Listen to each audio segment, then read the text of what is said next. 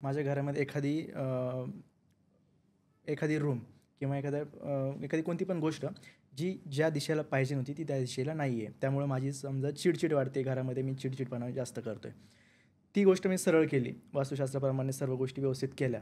पण जो मूळ माझा स्वभावात आहे, जे चिडचिडपणा करणं आहे किंवा एखाद्यावरती रागावणं आहे, या गोष्टी किंवा एखाद्यावरती शक घेणं आहे वारंवार.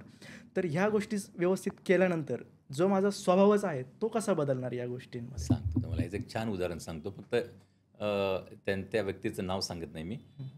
औरंगाबादला एक फार मोठे डॉक्टर आहेत. बरं. ते माझे चांगले मित्र आहेत. त्यांची मुलगी पण डॉक्टरच आणि तिला म्हणजे थोडंसं काय झालं असेल मला माहीत नाही. आय थिंक प्रेम प्रकरणातून तिला नैराश्य आले असेल. ती डिप्रेशनमध्ये गेली. बरं. डिप्रेशनमध्ये गेल्यानंतर तिने डॉक्टरच्या गोळ्या, औषधं वगैरे चालूच होते. मी सरांना म्हणलं, आता आम्ही चहा पाण्याला त्यांच्या घरी जायचो. सर म्हणलं, मी वास्तू एक्सपर्ट आहे, तुम्हाला माहिती. हो, पण ते म्हणले माझा ह्याच्यावर विश्वास नाही. ठीक आहे, म्हणजे विश्वास नाही. मित्र म्हणून तर एक गोष्ट आहे का, तिची झोपी ज्या घरामध्ये ज्या रूममध्ये झोपायची ती डायरेक्शन चुकीची होती. ओके. माझ्या म्हणण्याप्रमाणे फक्त तुमच्या गोळ्या औषधं चालू ठेवा, फक्त तिची झोपायची आपण दिशा बदलू किंवा एक रूम बदलू. तर ते म्हणले ह्याच्यात काही फरक पडतोय, तुम्हाला पैसे पडतात, काही औषध घ्यायचे काहीच नाही, तुमच्या ट्रीटमेंट चालू आणि फक्त ह्या रूमच्या ऐवजी त्या रूममध्ये झोपा. मी सांगतो त्या डायरेक्शनला झोपा. आणि ती 1 महिना झालं झोपायला चालू केली आणि त्याच्यावर जे डॉक्टर ट्रीटमेंट करत होते त्यांनीसुद्धा आश्चर्य म्हणलं, अरे छान झाली म्हणजे 1 महिन्यात एकदम डिप्रेशनच्या बाहेर गेली. घरामध्ये काही झोन असे असतात की त्या झोनमध्ये तुमची जर जास्त बैठक असेल किंवा तुम्ही जर झोपत असाल तर माणूस नॅचरली डिप्रेशनमध्ये. तुम्ही म्हणालात की जी झोपण्याची जी दिशा होती ती बदलली. ते झोपण्याची डायरेक्शन समजू शकतो की जो रक्तप्रवाह आहे तो जर म्हणजे आपण विरुद्ध दिशेला झोपलो तर तो रक्तप्रवाह जो पायापासून उत्तर दक्षिण म्हणताय तुम्ही. तो थोडा त्रास होईल, जास्त लवकर पोहोचणार नाही, ते मान्य आहे. पण रूम बदलणं नाही, घरामध्ये आपण बघा 4 दिशा, 4 उपदिशा आणि त्याच्यामध्ये पुन्हा 4 उपदिशा असतात. बरोबर. तर त्याच्यामध्ये एक डिप्रेशन झोन म्हणून असतो. ते आता घर बघितल्यानंतर लक्षात येतो की तुमचं घराचं तोंड कुणीकडे आहे आणि मग त्याच्यानंतर ते दिशा ठरत असतात. प्रत्येक घरामध्ये असतात. प्रत्येक घरामध्ये एक डिप्रेशन झोन असतो.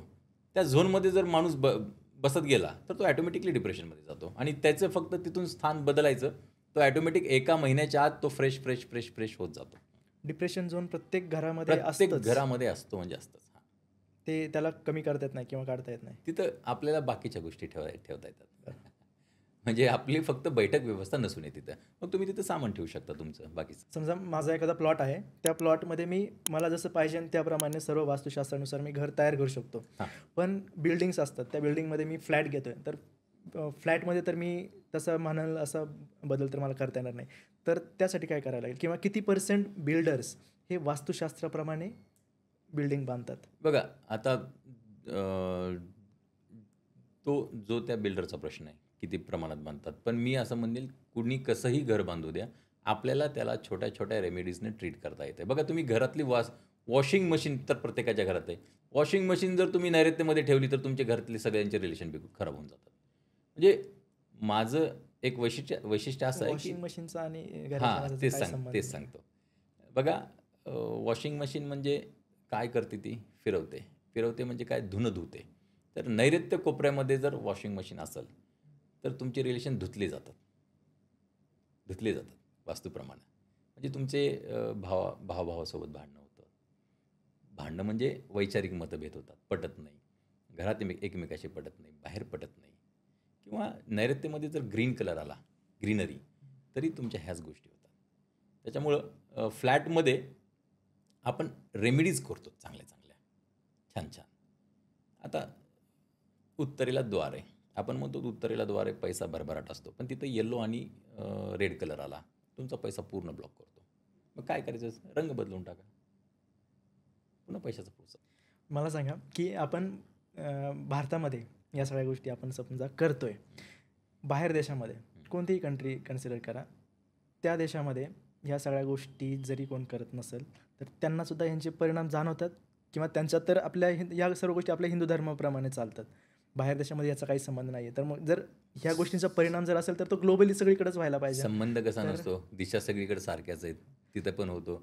आता माझे बरेच मित्र, माझे क्लासमेट USA ला राहतात, इंग्लंडला राहतात. तिथून मला व्हिडिओ कॉल करतात आणि प्रदीप असा प्रॉब्लेम याला काय करायचं? मी व्हिडिओ कॉल करून त्यांचा नकाशा मागून त्यांचे प्रॉब्लेम सॉल्व्ह केलेले आहेत सर. पण ते कुठून भारतातूनच तिकडे गेलेले हो, आहेत. हो. पण जे ऑलरेडी म्हणजे पहिल्यापासूनच ज्यांचा आपल्या भारताशी काही संबंध नाही हां. आहे, हिंदू धर्माशी काही संबंध नाही हां. आहे, तर जर वास्तुशास्त्राप्रमाणे जर दोष येत असेल, हां. जर प्रॉब्लेम येत असतील, हां. तर प्रॉब्लेम तर ओव्हरऑल पूर्ण म्हणजे ग्लोबलीच यायला पाहिजे. तर हो. मग बाकीच्यांना बाकीच्या ठिकाणी कुठं ह्या गोष्टी बघायला भेटत नाहीत. नाही असं नाही सर. चीनमध्ये वास्तू बघितली जाते. फक्त त्यांचे प्रकार वेगळे आहेत. आपण वास्तुशास्त्र म्हणतो ते वेगवेगळ्या प्रकारे करतात. आणि दुसरी सगळ्यात गोष्ट महत्त्वाची काय? मन ठेवा रे प्रसन्न सर्वसिद्धीचे कारण. जर मनच प्रसन्न असेल काय, तर ती माहीतच नाही गोष्ट त्यांना आत्तापर्यंत, तर त्यांच्या ती लक्षात येणार नाही. आणि समजा जर आपण त्यांना लक्षात आणून दिलं, तर ते निश्चित ते पण ट्राय करतील.